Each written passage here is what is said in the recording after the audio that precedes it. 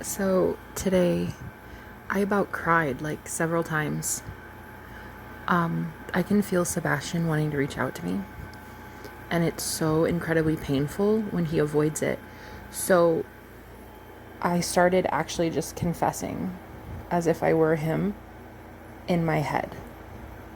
And I just looked at the ceiling fan in this new Airbnb, and there's a washcloth in the ceiling fan.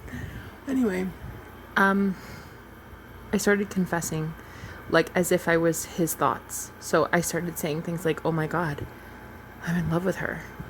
That's what it is. I love her. I care about her. I need to be with her. It's like I'm dying without her. Like, yeah, I started doing that. And oh my God, my feet are so filthy. I shouldn't have put it on the bed. My God, you guys, I'm so distracted like all day today. All day. So this was the only thing that relieved the pain. So I just wanted you guys to know, in case anybody here is like, yeah, my divine masculine, like, he just keeps running from his feelings. Okay, so here's the trick. You have to convince your subconscious mind that it already happened, that he already confessed feelings. So manifest using your imagination. Hear yourself say, as if you were them, what they feel about you. Okay? So I affirm, like, he loves me. He's so in love with me. He thinks about me all the time. He can't wait to reach out to me. I'm his favorite person, stuff like that, right? That's what I say to myself in my head, because that's the truth. I am all those things. And he does feel that way about me. That's the truth. So that's what I repeat in my head. But see, what happens is somewhere down the line, they don't want to admit it to themselves. So we just give them a little nudge, guys. So having in my head, having heard him say, oh my God, I fucking love her. I'm so in love. Like, that's why I'm in pain, because I'm in love and I'm avoiding it. All I want is her. All I think about is her. And this relieved so much pain because I could feel that this was his pain. Empathically, I knew it wasn't mine. It's not my pain. I'm pretty okay. Like, I'm pretty all right. I know that this man wants me. So I'm fine.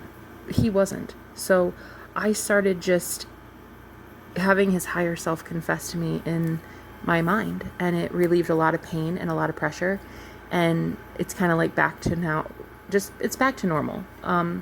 But I don't know necessarily what that means for him, but I do feel this chasing energy. He's definitely much more in his chasing energy, like pursuing me energetically, to a point where it's almost sometimes uncomfortable.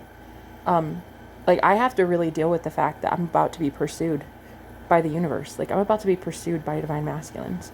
And I like that because it's the first time I've ever been in my feminine energy. But I might like that, but my ego doesn't. So I'm going through a lot of ego death right now. The more he pursues me, the more it freaks me out. And the more I turn to vices, TV, cell phone, anything to distract myself, talking to friends, giving out too much energy to other people. It's like, it doesn't even do anything. It doesn't take away the truth that I'm afraid of love and that I have to deal with that. And in order to be in union with your twin flame, you have to deal with that. I can't run from it anymore. And he's just pursuing me anyway. So even if I were trying to run, he's just going to run faster. So, which I like. I mean, about time. It's about time the masculine starts friggin' pursuing, don't you think? But the reason it's happening now is because I'm the feminine and I'm much more in my receptive energy. So that's the only reason it's happening now. And somebody, a beautiful commenter on one of my last video about twin flame submission, she had mentioned that it's like, it's kind of wrong for, I think, twin flames to just be like, you stay over there until you're healed, buddy. I want nothing to do with you. But really, if your twin flame is your same soul, like, you are the same. If you help them, you're helping you. But what me as a coach, I do not like to tell people to do is to chase somebody in the 3D. Like, let that person come to you, because you're the creator of your own reality. You're the one on the pedestal. Let them come to you, right? So just because they have suddenly shifted energy towards you, and they might not be presenting much in the 3D right now, don't take yourself off the pedestal. Energetically, you're allowed to just be there and receiving the energy. But just know that even if you do reach out, and see, this is something that, like, I tell people, like, if you feel an urge to reach out to your person, do it. You're the one with the urge. You're the one with the desire. You know, if God laid it on your heart, do it, you know? But it's like, even if you do and it doesn't turn out the way you wanted it to, it doesn't matter. It really doesn't. You can't mess up your manifestation. You can't. It's like, it really doesn't matter. If you want to reach out, reach out. Just, this is the only thing that I would suggest. If you want to reach out, but do not do it if you're going to be triggered by them not responding. There's a big difference between knowing that you're going to reach out and they may or may not write you back, and, you know, doing it and having like a full-blown episode and a depressive mood swing. You know, just don't do it if you're going to be triggered by the 3D. But otherwise, reach out. And if it doesn't work, it doesn't work. You know, whatever. Like, just go about your day. Inspired action is real. And if you're feeling called to reach out to your person, do it. Otherwise, don't do it. Like, I don't know what to tell you. But just don't get tripped up if they don't do what you want in the 3D. It doesn't matter. You're still getting what you want. You still have it. You have to manifest it by knowing that you already have that thing. So it doesn't matter that they don't reach out. That's fake news, bro. You're already married. Of course they reach out. And if they don't, stop affirming that they didn't. Right? Just go back into your own mind, into your imagination, and say, wow, they're blowing up my phone. Oh my God, he won't leave me alone. Like, it's insane. I have to turn off my phone because he's texting too much. Like, what does he want? He's just calling me all the time. So you have to acknowledge that, yeah, the 3D reality is one version of infinite timelines. It's just one version, whatever. So you can't fuck up your manifestation. It's your twin flame. It's your soul. You can't fuck up your own soul. You know, you cannot fuck up your own soul connection. It's a divine connection, but there's nothing outside of you guiding this connection. I want to repeat, there is no one and nothing outside of you, viewer, doing this. It is you doing this. When you decide union is here, union is here. When you decide you want to run because you're afraid of love, you're running because you're afraid of love. When you want to chase, them? Okay, that's still running. I mean, that's still pushing them the fuck away. I mean, that's whatever. Oh, that's not union, okay? So you are God. You're all of it. You are divine timing. You are the one sending signals to your person like, yeah, I'm ready, or no, I'm not ready. You're the one doing it. You're also the one, and I just learned this today. This was a cool technique. You're also them. So you are the one receiving their response in your head. When I heard him say, oh my God, I'm in love with her. I love her. I want her. I can't live without her. That was still me. All of this is me. It's a game with myself. I'm in love with myself. You see? It's just a game, and we're playing it together, but it's not really two people. It's just one soul ping-ponging back and forth. But the physical 3D doesn't even matter.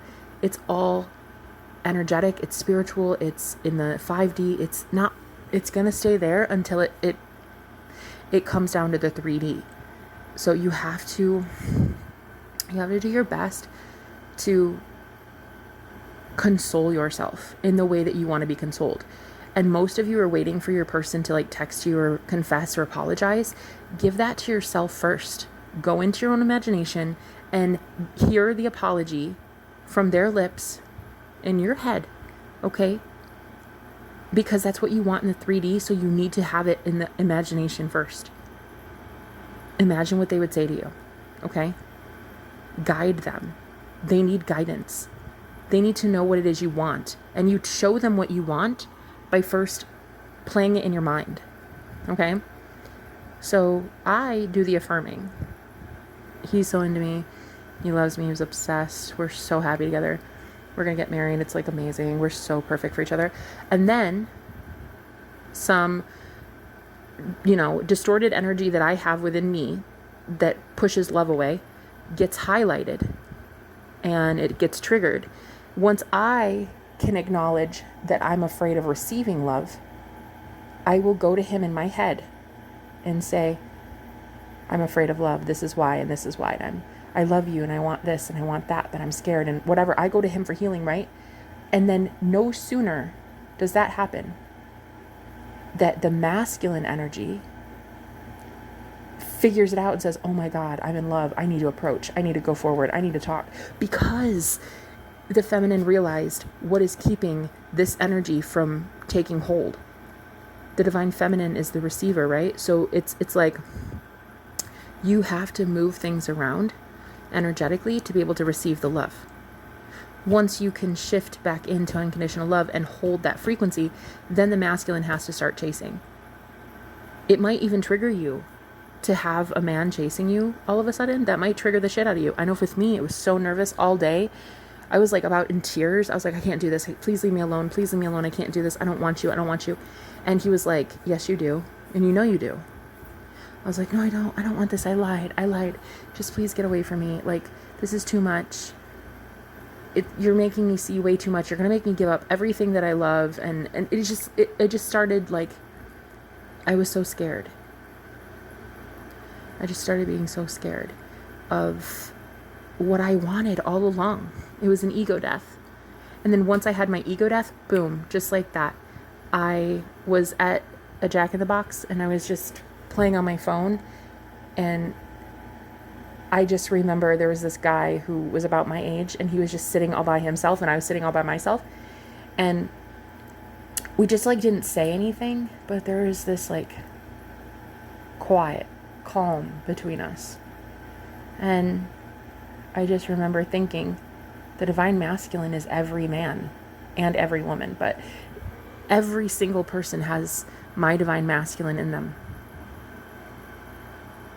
We're all one consciousness. This is my reality. So if this is my world, my reality, my heaven, then everyone in it is my divine masculine. And so it was like, no matter where I go, he's there. And that's the whole point. That's true twin flame union. That's when you realize you don't need that person in the 3D. You have it already. You already have it. If you just open your eyes and look around, you already have it. Be in the state of having something and not in needing or chasing something. And so yeah, the tip and advice I had today was, if you guys keep affirming like, oh, he's so into me, he wants me, he loves me, he calls me, blah, blah, blah, right? But then you don't ever hear from them, give yourself that comfort that you're looking for. You're really looking for comfort. You're looking for validation. You're looking for the universe to tell you that he conformed. That's what you're waiting on, right? So do that. Be that. You are the universe. Be that. Hear him apologize. Hear him groveling. Hear him saying, oh my God, I love her. That's it. I love her. Hear him talking to his buddies. Visualize him going to work and talking to his boss about you or whatever, Just start giving yourself the comfort that you need. You're God. Okay? I love you guys. Bye.